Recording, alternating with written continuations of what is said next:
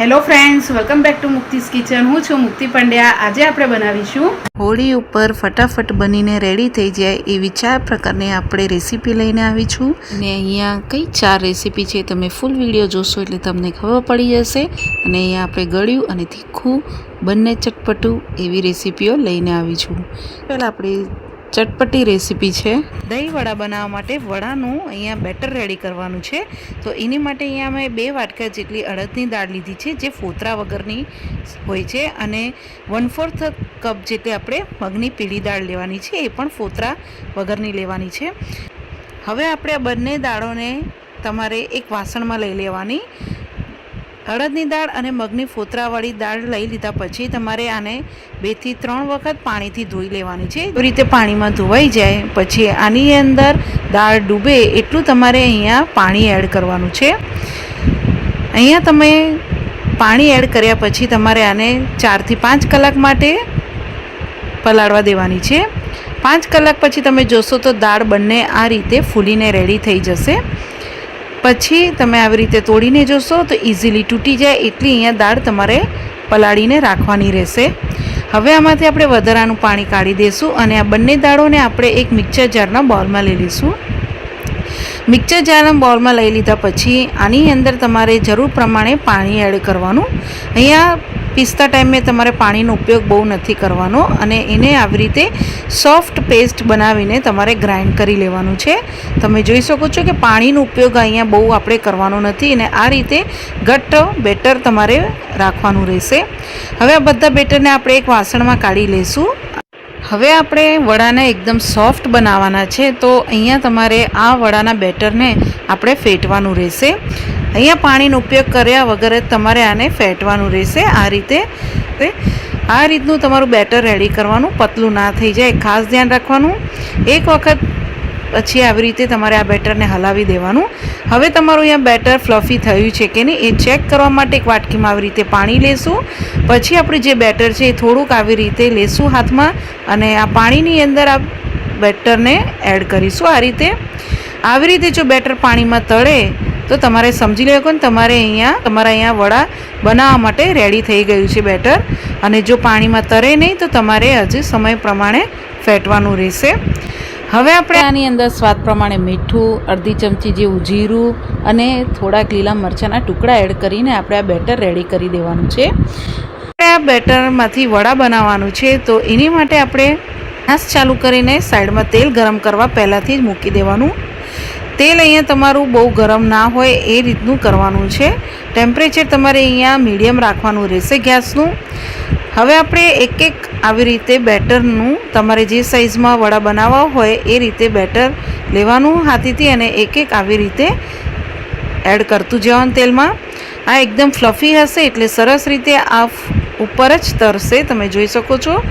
અને પછી 2 મિનિટ જેવું થાય પછી આ બેટરના વડાને આ રીતે ફરાવતા જવાનું અને ગોલ્ડન રંગનું તમારે ફ્રાય કરી દેવાનું છે. આવી રીતે તમારે ફરાવતા જવાનું ચમચાની મદદથી અને બધા જ વડાને આવી રીતે ફ્રાય કરી દેવાના.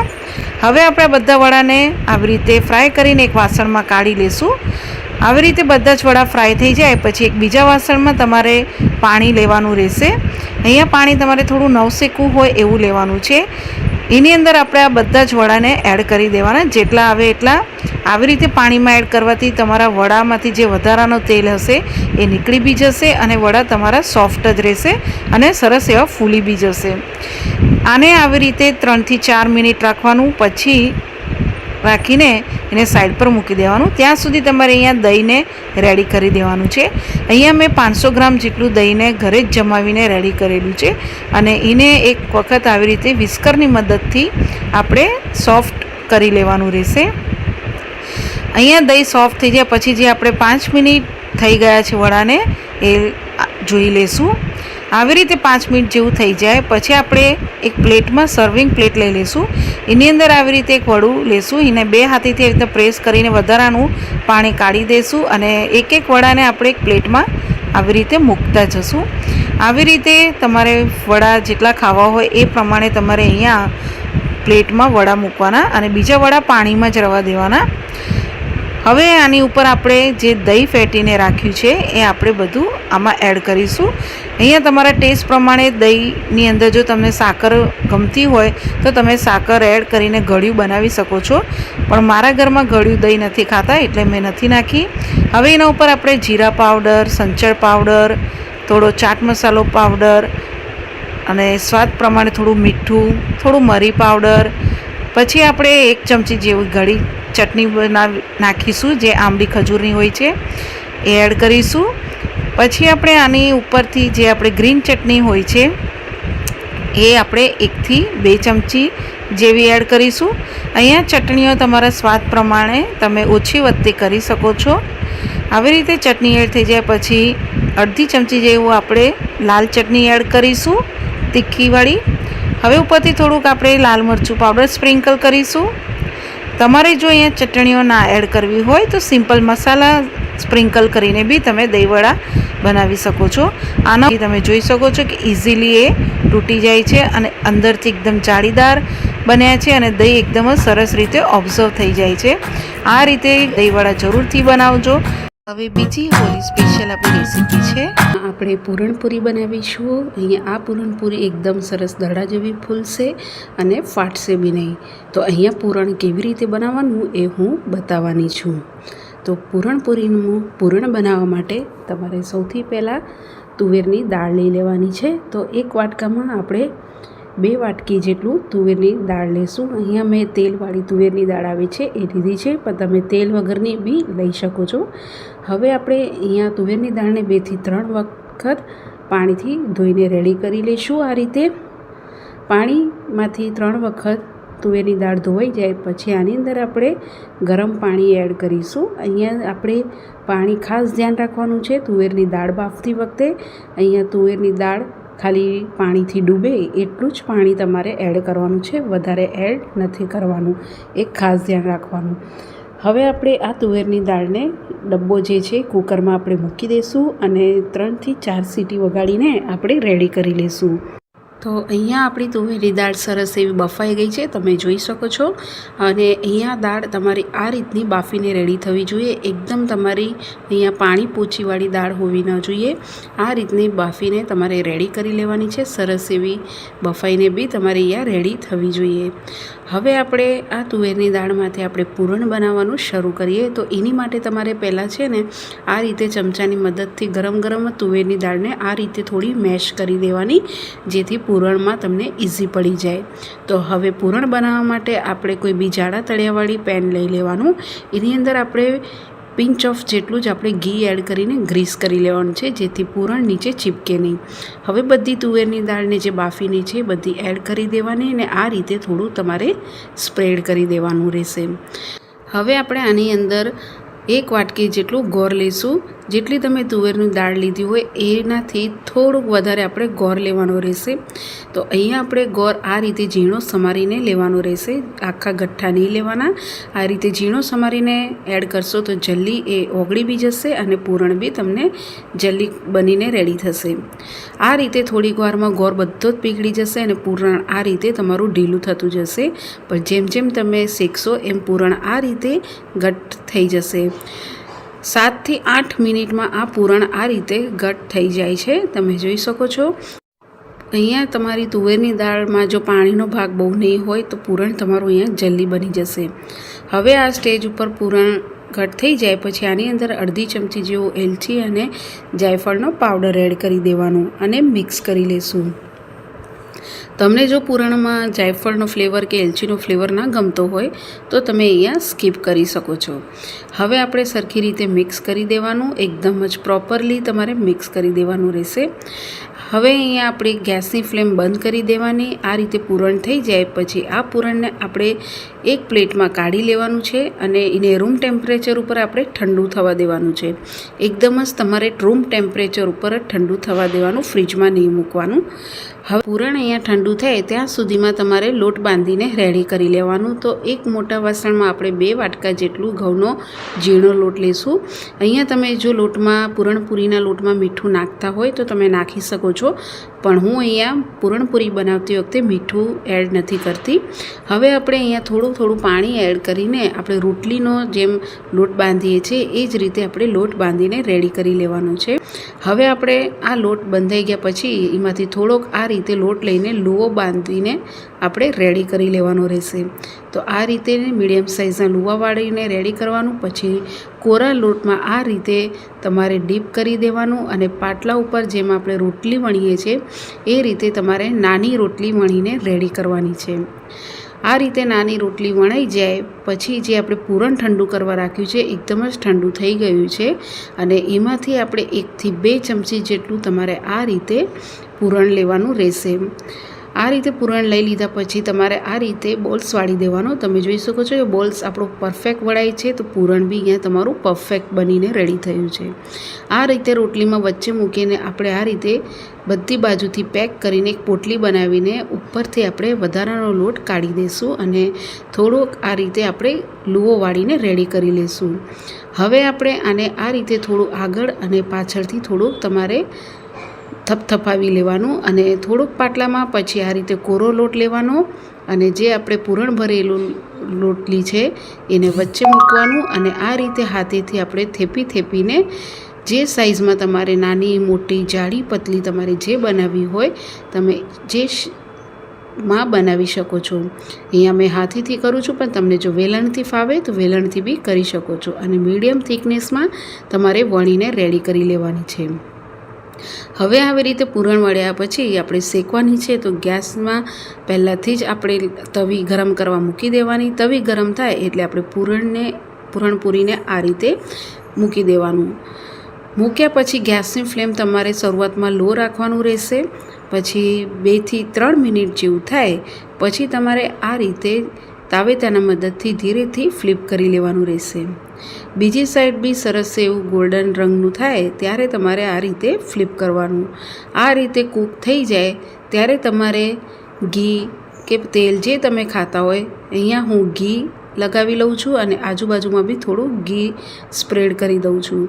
અને એકદમ જ સ્લો ગેસની ફ્લેમ ઉપર તમારે આ રીતે તાવેતાની મદદથી બધી જ કિનારી અને સરખી રીતે ઘીમાં શેકીને તમારે શેકવાનું રહેશે. તમે જોઈ શકો છો કે અહીંયા આપણી પૂરણપૂરી જરા બી ફાટી નથી. પૂરણ પરફેક્ટ બન્યું છે ને એકદમ દડા જેવી તમારી અહીંયા પૂરણપૂરી બનીને રેડી થશે. તો આ રીતે તમારે પૂરણપૂરી બનાવીને રેડી કરવાની રહેશે. તો તમે અહીંયા જોઈ શકો છો, મેં પહેલાં બી કીધું તમારું જો પૂરણ પરફેક્ટ હશે તો પૂરણપૂરી આ રીતે એકદમ જ સરસ બનશે. તો હવે આપણે આ પૂરણપૂરીને એક પ્લેટમાં લઈ લઈશું અને આ રીતે આપણે બધી બનાવીને રેડી કરી લઈએ. તો અહીંયા બધી જ પૂરણપૂરી આપણી બનાવીને રેડી છે. ઉપરથી ખાતા ટાઈમે તમે પૂરણપૂરી ઉપર આવી રીતે ચોખ્ખું ઘી લગાવીને તમે ખાઈ શકો છો. તો તમે બી તહેવારે તમે આ રીતે પૂરણપૂરી જરૂરથી બનાવજો. ત્રીજી આપણી ચટપટી રેસીપી છે. લારી પર આપણે ખાતા હોઈએ છીએ એ જ રીતે આપણે અહીંયા દહીંપૂરી બનાવીશું અને આને કેવી રીતે બનાવવાનું એ હું બતાવવાની છું. તો દહીંપૂરી બનાવવા માટે સૌથી પહેલાં તમારે બધી આ રીતની પ્રિપેરેશન કરીને રેડી રાખવું પડશે. અહીંયા મેં 1 કપ જેવા ફણગાયેલા મગ લીધા છે. તમે અહીંયા ચણા બી લઈ શકો છો બાફેલા, કાં તો પછી તમે આખા મગ બી લઈ શકો છો. અહીંયા મેં ફણગાયેલા મગનો ઉપયોગ કર્યો છે. અહીંયા મેં 4 થી 5 બાફેલા બટેટા લીધા છે, ઝીણી સેવ, ઝીણા સમારેલા કાંદા, ઝીણા સમારેલા ટમેટાં, ઝીણા સમારેલા લીલા મરચાં, કોથમીર, દહીં લીધું છે 1 કપ જેટલું અને એને આ રીતે ફેટીને તમારે ઘટ કરી દેવાનું રહેશે.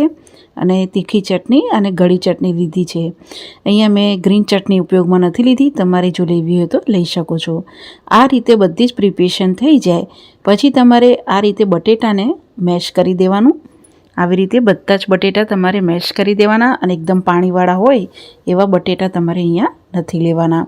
આવી રીતે મેશ થઈ જાય બટેટા પછી આની અંદર 1 થી અડધી ચમચી જેવા ઝીણા સમારેલા લીલા મરચાં એડ કરીશું અને કોથમીર એડ કરી દઈશું. થોડુંક સ્વાદ પ્રમાણે આપણે મીઠું એડ કરી દેવાનું, એકદમ જ થોડું જ અહીંયા મીઠું એડ કરવાનું રહેશે અને આ બધી જ વસ્તુને મિક્સ કરી દેવાનું રહેશે. અહીંયા આ રીતે બટેટાની માવાની અંદર તમે થોડા મરચાં, કોથમીર આવી રીતે એડ કરશો તો જ્યારે પૂરીમાં ખાશો તો તમને એકદમ ફિક્કા નહીં લાગે. આ રીતે મિક્સ થઈ જાય પછી તમારે દહીં લઈ લેવાનું રહેશે. દહીંને પહેલાં આ રીતે તમારે એક સરખું એક રસ જેવું કરી દેવાનું. પછી અહીંયા તમારે ગળપણ માટે સાકર એડ કરવાની. તમે જો ગળ્યું દહીં ન ખાતા હોય તો સ્કીપ કરી શકો છો. તો અહીંયા આપણે 2 ચમચી જેવી સાકર એડ કરીને સાકર ઓગળી જાય એટલું તમારે મિક્સ કરી દેવાનું અને આ રીતે મિક્સ થઈ જાય અને આટલું તમારે ઘટ રાખવાનું. હવે આની અંદર આપણે ચપટી મીઠું એડ કરી દઈશું અને અડધીથી ઓછી આપણે સંચળ પાવડર એડ કરીશું અને એને બી આપણે મિક્સ કરી લઈશું. અહીંયા દહીંની અંદર થોડું મીઠું અને સંચળ પાવડર એડ કરવાથી બી દહીં તમે જ્યારે ખાશો દહીંપૂરી ત્યારે તમને એકદમ ફિક્કી એવી નહીં લાગે. તો તમે દહીંમાં કે પછી માવામાં આવી રીતે મીઠું થોડી નાખીને સર્વ કરશો તો એનો ખાવામાં બહુ જ સ્વાદ સરસ લાગે છે. હવે આપણે દહીં પૂરી બનાવવા માટે આપણે આ રીતની પૂરી લઈ લઈશું જે બજારમાં મળતી હોય છે. એને મેં આ રીતે વચ્ચેથી કાણા પાડીને રેડી કરી લીધેલા છે. થોડાક તમારે આ રીતે પોળા કાણા કરીને રેડી કરી લેવાના અને પ્લેટમાં આ રીતે ગોઠવી દેવાના રહેશે. પછી જે પહેલાં આપણે બટેટાનો માવો રેડી કર્યો છે એ બધો આની અંદર પૂરીની અંદર થોડો તમારે એડ કરી દેવાનું છે. અડધી ચમચી જેવો તમારે બધી પૂરીમાં એડ કરી દેવાનું. બધા જ પૂરીની અંદર બટેટાનો માવો એડ થઈ જાય પછી તમારે આની અંદર જે આપણે ફણગાયેલા મગ છે એ એડ કરી દઈશું. અહીંયા ફણગાયેલા મગને મેં બાફ્યા નથી પણ જો તમારે બાફીને એડ કરવા હોય તો તમે કરી શકો છો. આવી રીતે બધા જ ફણગાયેલા મગ પૂરીમાં ગોઠવાઈ જાય પછી ઝીણા સમારેલા આપણે કાંદાને એક પૂરીમાં ગોઠવી દઈશું. એવી જ રીતે કાંદા એડ થઈ જાય પછી જે આપણે ઝીણા સમારેલા ટમેટાં છે એને બી આ રીતે તમારે પૂરીની અંદર એડ કરી દેવાનું. પછી ટમેટાં બધા એડ થઈ જાય પછી એની અંદર ઉપરથી આપણે થોડુંક મીઠું સ્પ્રિંકલ કરીશું જેથી ટમેટાં અને કાંદાની અંદર થોડો મીઠાનો સ્વાદ આવી જાય. આ રીતે મીઠું એડ થઈ જાય ઉપરથી સ્પ્રિંકલ પછી આપણે પહેલાં ગળી ચટણી એડ કરીશું. ગળી ચટણી અહીંયા થોડીક તમારે વધારે એડ કરવાની રહેશે અને પછી અહીંયા આપણે તીખી ચટણી એડ કરીશું. તમને કેટલું તીખી ભાવે છે એ પ્રમાણે તમારે ચટણી એડ કરવાની રહેશે. તમે જો ગ્રીન ચટણી બનાવવી હોય તો એ પણ તમારે અહીંયા આ સ્ટેજ ઉપર એડ કરી દેવાની રહેશે. પછી ચટણી એડ થઈ જાય પછી જે આપણે દહીં તૈયાર કરીને રેડી કર્યું છે એ બધું જ આ રીતે પૂરી ઉપર એડ કરી દેવાનું. પછી ફરીથી થોડુંક આપણે ગળી ચટણીને આ રીતે એડ કરી દઈશું. થોડી તીખી ચટણીને આ રીતે એડ કરીશું. પછી ઉપરથી થોડો ચાટ મસાલો સ્પ્રિંકલ કરીશું. ચાટ મસાલો સ્પ્રિંકલ કરવાથી સરસ એવો ચટપટો સ્વાદ આવે છે. પછી ઉપર ઝીણી સમારેલી આ રીતની સેવ આપણે એડ કરી દઈશું. તમને જો વધારે પસંદ હોય તો તમે વધારે બી એડ કરી શકો છો. પછી ફરીથી આપણે આ રીતે થોડુંક દહીં લેશું અને આ રીતે તમારે ઉપરથી થોડુંક ગાર્નિશિંગમાં એડ કરી દઈશું જેથી દેખાવમાં બી સરસ લાગે અને ખાવામાં બી મજા આવે. પછી લાલ મરચું પાવડર થોડું સ્પ્રિંકલ કરીશું અને થોડીક આપણે કોથમીર સર્વ કરી દઈશું. તમારી પાસે જો દાડમ હોય તો આ સ્ટેજ ઉપર દાડમ બી એડ કરી શકો છો. અને આ રીતે તમે જોઈ શકો છો કે એકદમ જ પૂરીની અંદર દહીં, ચટણી, બટેટાનો માવો, ફણગાયેલા મગ બધું એડ કર્યા પછી તમે જ્યારે આ પૂરીને ખાશો તો તમે લારી પર બી નહીં ખાઓ, તમે વારંવાર ઘરે બનાવીને ખાશો. જરૂરથી ટ્રાય કરજો. અને છેલ્લી આપણી રેસીપી છે જે હોળી ઉપર હરેક ઘરમાં બનતી હોય છે, સેવૈયાની આપણે ખીર બનાવીશું. અહીંયા આને કેવી રીતે બનાવવાનું એ હું બતાવવાની છું. આ રીતે તમારે સેવ લઈ લેવાની છે. અહીંયા મારી જે સેવ છે 1 વાટકી જેવી સેવ છે. એક મોટી વાટકી આવે છે એટલી મેં સેવ લીધી છે અને આ રીતે રફલી તમારે એને ટુકડા કરી લેવાના છે. હવે આ બધી સેવને આપણે કઢાઈમાં લઈ લઈશું. ગેસ ઉપર તમારે કઢાઈ મૂકી દેવાની અને ગેસની ફ્લેમ તમારે એકદમ જ સ્લો રાખવાની અને સેવ લઈ લેવાની. પછી એની અંદર આપણે 1 ચમચી જેવું ઘી એડ કરીશું. ઘી એડ કરવાથી જે તમારી સેવને તમે શેકશો તો એ નીચે બેસી નહીં જાય, એટલે કે બળી નહીં જાય, એટલે ઘી તમારે એડ કરવાનું. હવે આને સ્લો ગેસની ફ્લેમ પર ગોલ્ડન બ્રાઉન રંગની થાય એટલું તમારે આને શેકી લેવાનું છે. અહીંયા ગેસની ફ્લેમ તમારે ફાસ્ટ નહીં રાખવાની, ફાસ્ટ રાખશો તો આ એકદમ જ બ્રાઉન બની જશે. હવે અહીંયા 3 મિનિટ જેવું થઈ ગયું છે આને સ્લો ગેસની ફ્લેમ પર શેકતા. તો હવે આની અંદર આપણે દૂધ એડ કરીશું. અહીંયા દૂધ તમારે ગરમ કરીને અને એક ઉભરો આવે પછી જ તમારે આની અંદર દૂધ એડ કરવાનું છે. અહીંયા મેં 1 કપ સેવૈયાની સામે મેં 500થી 700 ગ્રામ જેવું દૂધ લીધું છે અને ફૂલ ફેટવાળું મેં અહીંયા દૂધ લીધેલું છે. હવે આપણે લો ટુ મીડિયમ ગેસની ફ્લેમ રાખીને અહીંયા સેવૈયા એકદમ ફૂલી જાય અને દૂધ તમારું ઘાટું બને એટલું તમારે કૂક કરવાનું રહેશે. 7થી 8 મિનિટ પછી તમે જોશો તો સેવૈયા આપણી સરસ એવી ફૂલી ગઈ છે અને દૂધ બી ઘટ બની ગયું છે. પછી આ સ્ટેજ ઉપર આવે ત્યારે તમારે આની અંદર સાકર એડ કરવાની છે. અહીંયા મેં અડધી વાટકી જેવી સાકર લીધી છે અને એડ કરીશું. અને તમે અહીંયા સાકર તમારા ટેસ્ટ પ્રમાણે ઓછી વધતી કરી શકો છો. હવે અહીંયા સાકર આપણી સરસ એવી દૂધની સાથે મિક્સ થઈ જાય અને સાકરનું જે પાણી બનશે થોડું બળી જાય એટલું જ તમારે કૂક કરવાનું છે. ગેસની ફ્લેમ તમારે સ્લો રાખીને જ તમારે આને કૂક કરવાનું. પછી આની અંદર અડધી ચમચી જેવું આપણે એલચીનો પાવડર એડ કરીશું અને મિક્સ કરી લેશું. આ હવે 2થી 3 મિનિટ જેવું થઈ ગયું છે. તમે જોઈ શકો છો કે જે સેવૈયાને આપણે ચમચાથી પાડીએ છીએ તો દૂધ સાથે જ પડે છે અને તમારે આ રીતની કન્સિસ્ટન્સી રાખવાની છે. બહુ જો તમે આને ઘટ કરશો તો જ્યારે આ ઠંડી બનશે ત્યારે બહુ જ ઘટ બની જશે, એટલે તમારે થોડું દૂધ અહીંયા રહે એ રીતની સેવૈયા બનાવવાની છે. તો હવે ગેસની ફ્લેમ બંધ કરી દઈશું અને આને હવે આપણે સર્વ કરી લઈએ. તો અહીંયા આપણે સર્વ કરી લીધી છે. એના ઉપર આપણે હવે થોડા પિસ્તાથી હું ગાર્નિશ કરીશ. ને આ રીતે તમે વાર તહેવાર ઉપર હોલી સ્પેશિયલ રેસીપી બનાવી શકો છો જે ઇઝીલી અને ફટાફટ બની જાય છે. અને તમને જો મારી રેસીપી ગમે તો મારી ચેનલને સબસ્ક્રાઈબ કરજો, બેલ આઇકન પર ક્લિક કરજો, લાઈક કરજો, શેર કરજો અને કોમેન્ટ્સ બોક્સમાં જણાવજો. Thank you for watching.